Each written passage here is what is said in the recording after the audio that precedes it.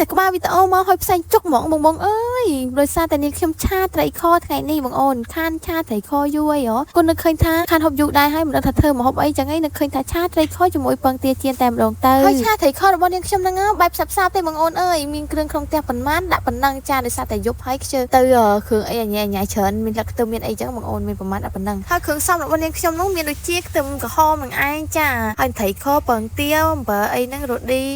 វាចេញស្ករសចាបងអូនបែបសាបទេប៉ុន្តែរសជាតិមិនបែបសាបទេចានិយាយពីថាឆាត្រីខហ្នឹងបងអូនអើយយូរបានឆាម្ដងអញ្ចឹងនិយាយពីថាឆ្ងាញ់នោះឆ្ងាញ់តែម្ដងណាបើមានបន្លែផ្ទាប់ទៀតនឹងអែមហ្មងបងអូនប៉ុន្តែនាងខ្ញុំឆាយប់ហើយអញ្ចឹងឯងមានប្រមាណដាក់ប៉ុណ្ណឹងអត់បានរើបន្លែអីទេបងអូនឆាត្រីខពេលថ្ងៃរើបន្លែមកបងអូនអើយបន្លែដូចជាតសក់អីហ្នឹងសាឡាត់ស្រួយអីហ្នឹងពីងប៉អីហ្នឹងក៏ត្រូវគ្នាដែរបងអូនដាក់ទៅក៏ឆ្ងាញ់តែម្ដងចាហើយនាងខ្ញុំក៏ស្ដាយដែរឆាពេលយប់បើឆាពេលថ្ងៃពេលព្រឹកវិញធានាថាបន្លែមិនសេតែម្ដងចាឲ្យតែឆាត្រីខម្ដងបងអូនអើយនិយាយពីថានៅការនៅរៀនបឋមមកបងអូនអើយឲ្យតែព្រឹកឡើងគេមានបាយមាន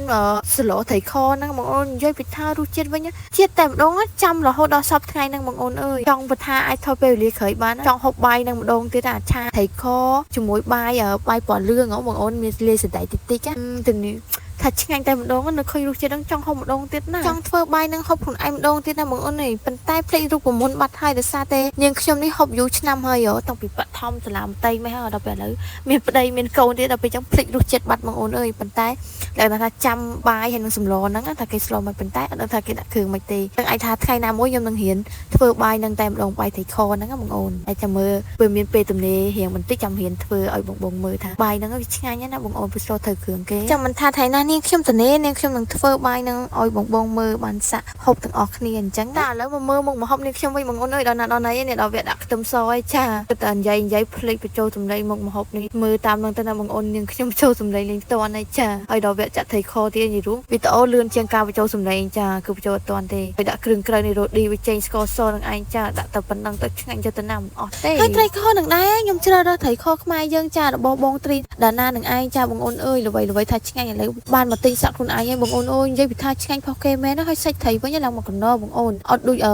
ត្រីខដូចគេរដងទេត្រីខគេមានតែ3អីទេត្រីតែសម្រាប់ត្រីខបងត្រីដាណាវិញមានឡើងដល់4 5គឺ5សាច់ត្រីចាហូបមកឆ្អែតតែម្ដងចឹងមិនថាគាំទ្ររបស់ខ្មែរយើងទៅបងអូនអើយគឺរបស់ខ្មែរយើងសុទ្ធតែល្អមិនចាញ់ផុសគេប្រហែលទេចាគឺរសជាតិគឺឆ្ងាញ់តែហ្មងឥឡូវចូលវគ្គដល់មកហូបយើងវិញបងអូនអើយនេះដល់វគ្គចាក់ពងទាចូលហើយគឺតែប៉ុណ្ណេះគឺឆ្អិនរួចរាល់បានហូបហើយចាបងអូននេះទុកតែមកពុះទៅខាប់ចឹងទៀតនិយាយរួមបើមានបន្លែទៀតដល់ទៅជាតិតែម្ដងណាបងអូនហើយបើមានលក្ខខ្ទឹមទៀតបងអូនអើយដងឈ្ងុយប៉ុណ្ណាទេមកហូបយើងមួយហ្នឹងចាឥឡូវបានចាក់រួចរាល់ហើយក៏នាងខ្ញុំដាក់ចានរួចជាការស្រេចហើយចាហើយវីដេអូនេះខ្ញុំក៏មាន